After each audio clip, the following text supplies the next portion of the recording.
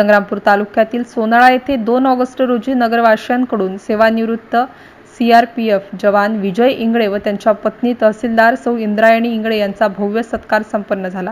केंद्रीय राखीव पोलीस दल सीआरपीएफचे जवान विजय नारायण इंगळे सोनाळा निवासी असून त्यांनी भारत मातेची सेवा त्याग समर्पण भावनेने 22 वर्ष केली आहे। केंद्रीय राखीव पोलीस दलाच्या अधिकारी पदावरून ते सेवानिवृत्त होत आहेत। सोबतच त्यांच्या पत्नी सौ इंद्रायणी विजय इंगळे ह्या गोंदिया जिल्ह्यात तहसीलदार म्हणून नोकरी करतात। या उभयंत्यांचा सार्वत्रिक सन्मान सोहळा सोनाळा नगरवासियांकडून 2 ऑगस्ट रोजी स्थानिक श्री संत सोनाजी महाराज मंदिरामध्ये संपन्न झाला।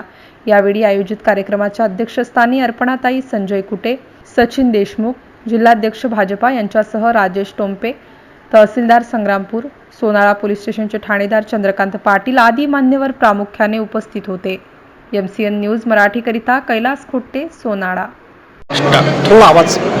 सर्व गावकरी बांधवांना माझा जय हिंद।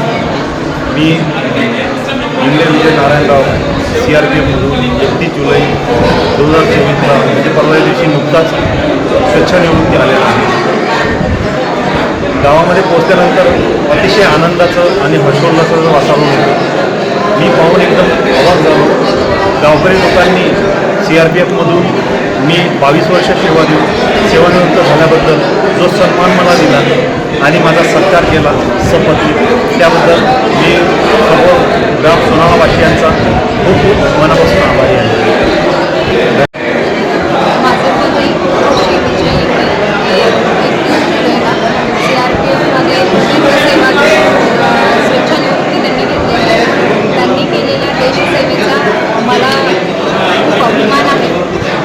देशासाठी जे त्यांच्या आयुष्याचा जो भाग समर्पित केलेला आहे त्यासाठी खरंच फार अभिमान वाटतो।